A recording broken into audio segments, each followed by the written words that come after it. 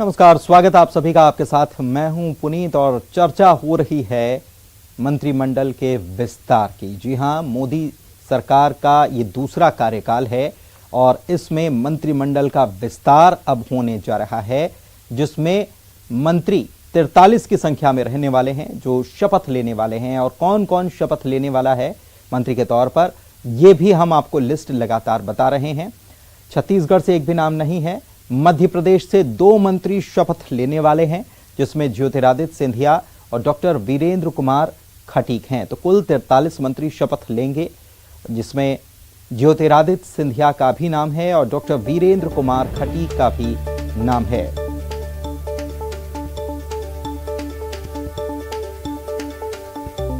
तो बहुत सारे समीकरणों को ध्यान में रखकर ये विस्तार, मंत्रिमंडल का विस्तार हो रहा है। उत्तर प्रदेश में चुनाव करीब हैं, अन्य राज्यों में चुनाव करीब हैं। हाल ही में कुछ राज्यों में चुनाव हुए भी हैं, उन्हें भी प्रतिसाद देना है जो नतीजे आए हैं। उसके बाद आसाम के जैसे चुनाव की अगर बात कर ली जाए तो इधर मध्य प्रदेश में थावरचंद गहलोत, जिन्हें राज्यपाल बनाया गया है, तो उनकी जगह ज्योतिरादित्य सिंधिया कह सकते हैं कि पहले ज्योतिरादित्य सिंधिया और साथ ही साथ वीरेंद्र कुमार खटीक को भी मंत्रिमंडल में अब जगह दी जाएगी। वीरेंद्र कुमार खटीक कौन है? सांसद हैं टीकमगढ़ से, लगातार जीत वे दर्ज करते रहे हैं। इसके पहले मोदी कैबिनेट में राज्य मंत्री की जिम्मेदारी भी वे संभाल चुके हैं और प्रोटेम स्पीकर भी वे रहे हुए हैं। काफी लंबा अनुभव है और बेहद लो प्रोफाइल उन्हें माना जाता है, वीरेंद्र कुमार खटीक को। इधर ज्योतिरादित्य सिंधिया दौरे पर थे। आपको बता दें कि वे मध्य प्रदेश में मालवा के दौरे पर, 4 दिनों के मालवा के दौरे पर थे और कई जिलों में उनको दौरा करना था। इस बीच दिल्ली से बुलावा आ गया और दिल्ली से बुलावा आते ही उज्जैन से महाकाल के दर्शन करने के बाद, बाबा महाकाल के दर्शन करने के बाद वे दिल्ली के लिए रवाना हो गए। और कुछ देर पहले यह खबर भी आई कि ज्योतिरादित्य सिंधिया घर से निकल चुके हैं, शपथ ग्रहण समारोह के लिए निकल चुके हैं। पत्नी के साथ वे रवाना हुए हैं। और ग्वालियर से सुशील हमारे संवाददाता हमारे साथ लाइव जुड़े हुए हैं। और क्या माहौल वहां देखने को मिल रहा है जब खबर आई कि ज्योतिरादित्य सिंधिया का, अब तो लिस्ट भी आ गई है, 43 लोग हैं सुशील, और इसमें ज्योतिरादित्य सिंधिया का नाम जो लिस्ट है उसमें 4थे नंबर पर है। क्या खुशी देखने को मिल रही है ग्वालियर में? बिल्कुल, देखिए कहीं ना कहीं ग्वालियर चंबल अंचल और मध्य प्रदेश के लिए भी आज खुशी का दिन है, भारतीय जनता पार्टी के लिए खासकर, क्योंकि आज ग्वालियर चंबल अंचल से ज्योतिरादित्य सिंधिया जो मंत्री पद की शपथ आज लेंगे। और यही वजह है कि पहले भी वो 2007 से 2014 तक कांग्रेस की मनमोहन सरकार में 7 साल तक राज्य मंत्री के तौर पर काम करते रहे हैं। तो निश्चित तौर पर तीसरी बार वो केंद्र में मंत्री बनेंगे। हालांकि इस बार वो भारतीय जनता पार्टी के मंत्री के तौर पर शपथ लेंगे। तो जब ग्वालियर चंबल अंचल से एक बड़ा चेहरा अगर मंत्रिमंडल में शामिल होता है तो निश्चित तौर पर ग्वालियर चंबल अंचल में लोगों में खुशी है। और भारतीय जनता पार्टी के कार्यकर्ता भी शपथ ग्रहण समारोह के बाद ग्वालियर में मिठाई बांटकर खुशियां मनाएंगे कि ज्योतिरादित्य सिंधिया आखिरकार जो बहुप्रतीक्षित लोगों के लिए था कि इनको मंत्री बनाया जाएगा, और आज वो खुशी है भारतीय जनता पार्टी के लिए कि ज्योतिरादित्य सिंधिया के सिर पर मंत्री पद का ताज सजेगा। और कहीं ना कहीं ज्योतिरादित्य सिंधिया चूंकि ग्वालियर चंबल अंचल में अच्छा रसूख रखते हैं, कांग्रेस सरकार के दौरान भी जब वो मंत्री रहे तो उन्होंने ग्वालियर चंबल अंचल के साथ ही मध्य प्रदेश में विकास के कई काम किए हैं, इस तरह का दावा है। और अब जब भारतीय जनता पार्टी से उन्हें कमान मिल रही है, मंत्री पद मिल रहा है, तो निश्चित तौर पर ग्वालियर के लोगों की तो उम्मीद रहती ही है उनसे। उसके अलावा पूरे मध्य प्रदेश को भी एक उम्मीद नजर आती है ज्योतिरादित्य सिंधिया से। बिल्कुल, उम्मीद नजर आती है, प्रतिनिधित्व बढ़ता है तो मध्य प्रदेश की जो मांगे रहती हैं उनको भी केंद्र तक पहुंचाने में एक ताकत उसे मिलती है, बल उसे मिलता है। हमारे साथ 2 हमारे सहयोगी और राजीव रावत टीकमगढ़ से जुड़े हुए हैं, उनके पास भी चलेंगे। और साथ ही में शरद हमारे साथ जुड़े हुए हैं। शरद, अब खास बात यह है कि ज्योतिरादित्य सिंधिया और वीरेंद्र कुमार खटीक दोनों को केंद्रीय मंत्रिमंडल में शामिल किया जा रहा है, लेकिन ग्वालियर चंबल से अगर देखा जाए तो एक चेहरा तो पहले से ही है, नरेंद्र सिंह तोमर। उसके बाद ज्योतिरादित्य सिंधिया भी यहां से पहुंच जाएंगे केंद्रीय कैबिनेट में।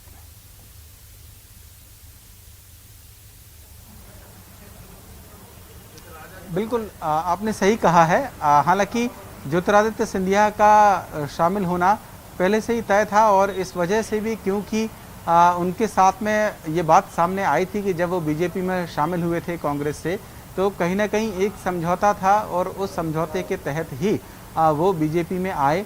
एक तो मध्य प्रदेश के संदर्भ में जोड़कर देखा गया था कि कांग्रेस की सरकार तब गिर गई थी, मार्च का वक्त था 2020 में, और बीजेपी की सरकार बनी थी। उनके जो सहयोगी थे उस वक्त कांग्रेस सरकार में थे, वो भी शामिल हुए, सिंधिया भी बीजेपी में शामिल हुए। फिर उनको दोबारा से जब बीजेपी की सरकार बनी तो फिर मंत्री बनाया गया, जो लोग चुनाव जीते। ज्योतिरादित्य सिंधिया के बारे में भी ये कहा गया था कि वो बीजेपी में दरअसल आए हैं तो संभव है कि इसी बात पर आए हैं, ऐसी शर्त पर आए हैं कि उन्हें केंद्र में मंत्री बनाया जाएगा।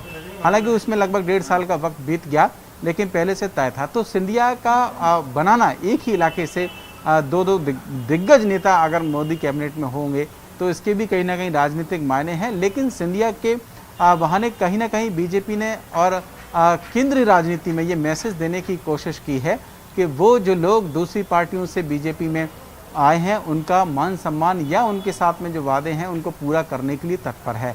और ये बात इसलिए भी महत्वपूर्ण हो जाती है क्योंकि उत्तर प्रदेश जैसे बड़े राज्य का जो विधानसभा का चुनाव है वो आने वाला है।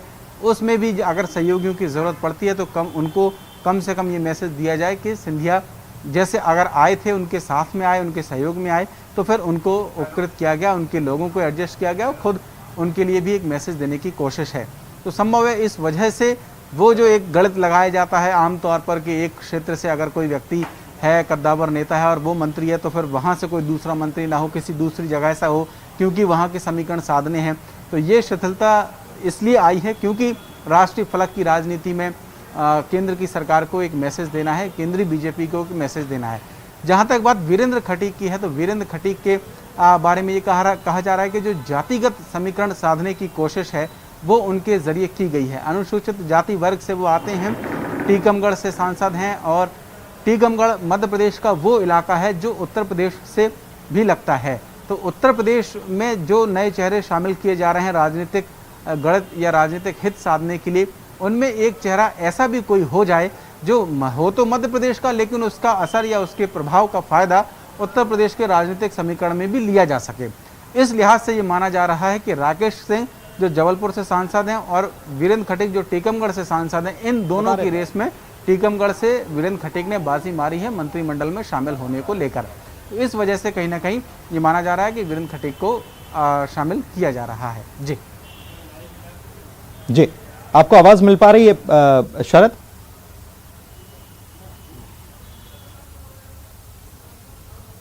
जी, थावरचंद गहलोत को भी तो राज्यपाल बना दिया गया, तो एक वो भी एडजस्टमेंट, क्योंकि अनुसूचित जाति का जो एक कोटा कह सकते हैं कि खाली हो गया था, उसको भी एडजस्ट किया जा रहा है।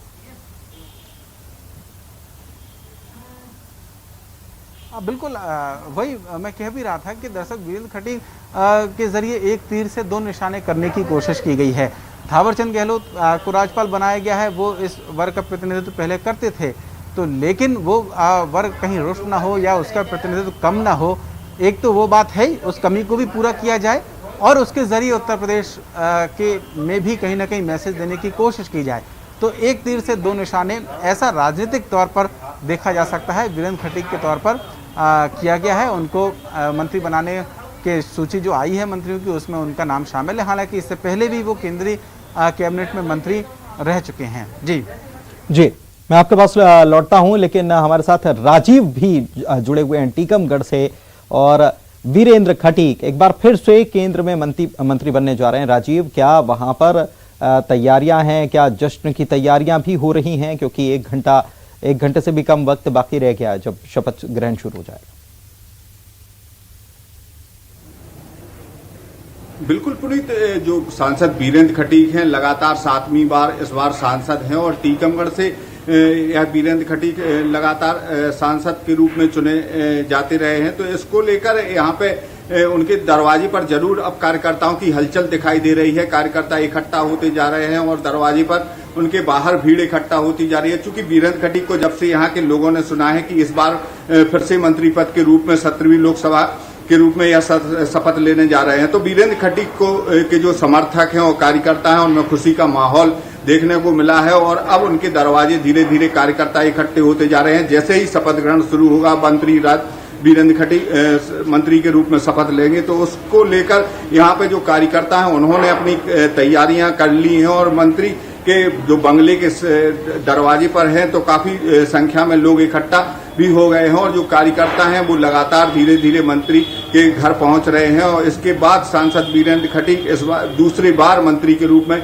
शपथ लेने जा रहे हैं। तो जिसको लेकर यहाँ पे लोगों में काफी खुशी का माहौल है। पुनीत, वीरेंद्र खटीक के राजनीतिक सफर की बात करें तो वीरेंद्र खटीक लगातार 7वीं बार सांसद के रूप में टीकमगढ़ लोक संसदीय क्षेत्र से चुने गए थे और वीरेंद्र खटीक सादगी और सरलता के रूप में उनकी पहचान है। वीरेंद्र खटीक अक्सर जब अपने गृह जिले सागर जाते हैं तो स्कूटर पर सवारी करते हुए आम लोगों के पास जाते हैं और देखे जाते हैं। तो वीरेंद्र खटीक का स्वभाव हमेशा सादगी और सरलता भरा है, उनका जीवन भी बड़ा सादगी और सरलता भरा है। तो इसको लेकर कार्यकर्ता और जो समर्थक हैं उनसे डायरेक्ट टच में हमेशा बने रहते हैं और वीरेंद्र खटीक की यही वजह है कि जनता में लोकप्रियता उनकी सादगी और सरलता की वजह से ही आज भी जानी जाती है। और वीरेंद्र खटीक जो है अपनी जन चौपाल के माध्यम से भी जाने जाते हैं, चूंकि जनता के बीच में वो जन चौपाल लगाकर अपनी समस्याओं का, जो क्षेत्र की लोगों की समस्याओं का निराकरण करने की कोशिश करते हैं। वीरेंद्र खटीक लगातार जब भी टीकमगढ़ दौरे पर आते हैं, अपने संसदीय क्षेत्र के दौरे पर आते हैं, तो वो जनता के बीच में लगातार बने रहते हैं और यही वजह है कि सांसद जो वीरेंद्र खटीक की लोकप्रियता आज भी कायम है।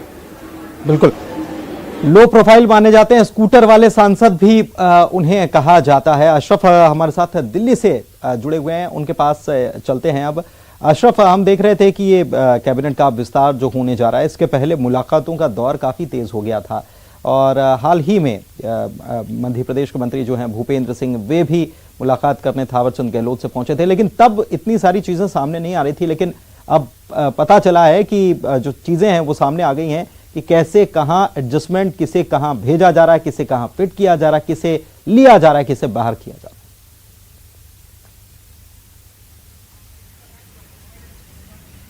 है। बिल्कुल पुनीत, ऐसा ही कुछ हुआ है क्योंकि थावरचंद गहलोत से भूपेंद्र सिंह एक दिन पहले मिले थे और अगले दिन फिर उनको कर्नाटक का राज्यपाल नियुक्त कर दिया गया।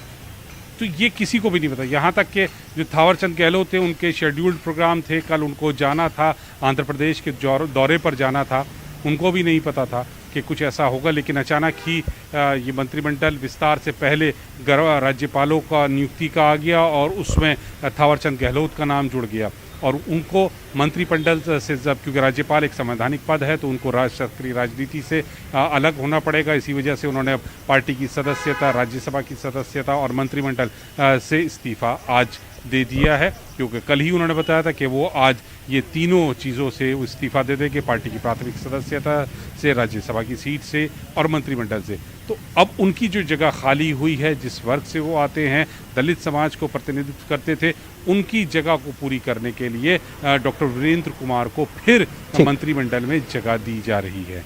तो जो कमी थी मध्य प्रदेश से या ये कहा जाए कि दलित वर्ग से, उसको दोबारा पूरी करने की कोशिश की गई है। और जैसा अभी कुछ देर पहले शरद भी बता रहे थे कि दलित तो है, लेकिन साथ साथ उनका जो मकसद है वो उत्तर प्रदेश विधानसभा चुनाव भी है। क्योंकि आज की जो कैबिनेट विस्तार हो रही है इसमें पूरी तरह से आप देखें तो उत्तर प्रदेश विधानसभा चुनाव 2022 की छाप इसमें नजर आती है।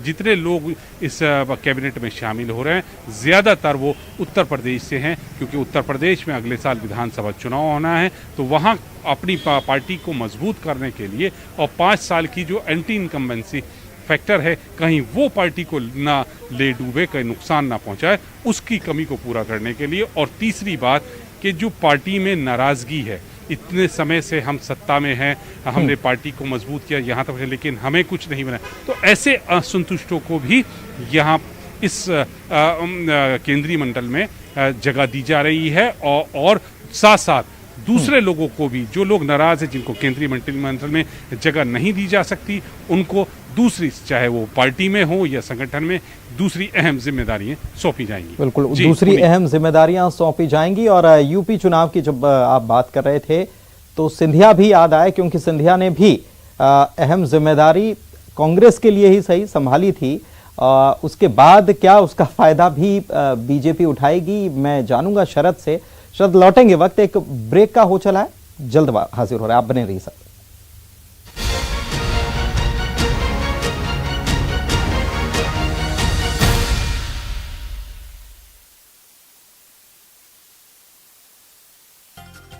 नक्सली मुठभेड़ मामले में आउट ऑफ टर्न प्रमोशन नहीं मिलने पर पुलिसकर्मियों ने लगाई हाईकोर्ट में याचिका। सुनवाई के बाद कोर्ट ने डीजीपी से 30 दिन के अंदर मांगा जवाब। 10 जुलाई को बिलासपुर से रवाना होने वाली Bilaspur Titlagarh passenger special train Raigarh में संबलपुर स्टेशन तक ही चलेगी। ब्रिज निर्माण कार्य के चलते रद्द रहेगी train. Bar council of India की ओर से एडवोकेट एक्ट में जोड़े गए 2 नए सेक्शन को स्थगित करने पर याचिकाकर्ता ने ली याचिका वापस। हाईकोर्ट में आईटीआई के रिटायर्ड कर्मचारी से रिकवरी करने के मामले में हुई सुनवाई। कोर्ट ने सचिव जनशक्ति नियोजन को जारी किया अवमानना नोटिस। कवर्धा में बिजली विभाग के दफ्तर का किसानों ने किया घेराव। बीते 15 दिनों से किसान लो वोल्टेज की समस्या से परेशान। व्यवस्था सुधरने तक प्रदर्शन जारी रखने का ऐलान। धमतरी शहर में हिंदू संगठन ने आज किया बंद का ऐलान। शहर में असामाजिक और गुंडा तत्वों की बढ़ती मनमानियों के खिलाफ मुद्दा, एहतियातन जिले में भारी पुलिस बल तैनात। राघोगढ़ से कांग्रेस विधायक जयवर्धन सिंह का पैदल मार्च। किसानों के लिए की मुआवजे की मांग, आंदोलन की दी चेतावनी। विदिशा में जिला कांग्रेस कमेटी और युवा कांग्रेस का प्रदर्शन। महंगाई के विरोध में कांग्रेस का प्रदर्शन। केंद्र सरकार के विरोध में नारेबाजी। बीच चौराहे पर चूल्हे पर बनाया खाना। भोपाल में नगर निगम की कार्रवाई। वीआईपी रोड के रिजवान बाग में गिराया अवैध निर्माण। बिना अनुमति कराया जा रहा काम। आगरमालवा में अतिक्रमण पर कार्रवाई। रेलवे की खाली कराई गई जमीन। हंगामा कर रहे लोगों पर पुलिस ने बरसाई लाठियां। मंदसौर के शामगढ़ में अस्पताल को प्रशासन ने किया सील। बिना रजिस्ट्रेशन के खोला गया था अस्पताल। मंत्री हरदीप सिंह डंग ने किया था निजी अस्पताल का उद्घाटन। इंदौर नगर निगम के पूर्व कर्मचारी पर कार्रवाई। असलम खान की 1 करोड़ 39 लाख की संपत्ति अटैच। ईडी ने अटैच की संपत्ति मनी लॉन्ड्रिंग के तहत कार्रवाई। मुरैना पहाड़गढ़ विकासखंड के एपीओ का रिश्वत लेते वीडियो वायरल। 8000 की रिश्वत लेता वीडियो वायरल। मुख्यमंत्री कन्यादान योजना की राशि के एवज में ले रहा था रिश्वत। ग्वालियर के रानीपुरा नाला बंद किए जाने पर सियासत तेज। कांग्रेस कार्यकर्ताओं समेत कई लोगों के खिलाफ एफआईआर। कांग्रेस ने एसपी को सौंपा ज्ञापन। केस वापस लेने की मांग। खुराई के सेंट्रल बैंक में चोरी की कोशिश। सीसीटीवी में कैद हुई वारदात। आरोपियों की तलाश में जुटी पुलिस। डिंडौरी के बिछुआ में कांग्रेस नेता की बाइक चोरी। वारदात का सीसीटीवी आया सामने। विधायक प्रतिनिधि संजय राय के घर से हुई दूसरी बार चोरी। धार के ब्रेक के बाद आपका स्वागत है और इंदौर से एक बड़ी खबर आपको बता रहे हैं। इंदौर सांसद की पत्नी का निधन हो गया है। बीजेपी के सांसद शंकर लालवानी की पत्नी का निधन हो गया। लंबे समय से वे बीमार चल रही थीं। उनका नाम अमिता लालवानी। सीएचएल अपोलो अस्पताल में उनका इलाज चल रहा था और वहीं उन्होंने आखिरी सांस ली है। ये एक बड़ी खबर इस वक्त इंदौर से हम आपको बता रहे हैं, जहां पर बीजेपी सांसद की पत्नी का निधन हो गया। शंकर लालवानी की पत्नी लंबे समय से बीमार चल रही थी, अमिता लालवानी, और सीएचएल अपोलो अस्पताल में उन्हें भर्ती कराया गया था, जहां उन्होंने अंतिम सांस ली।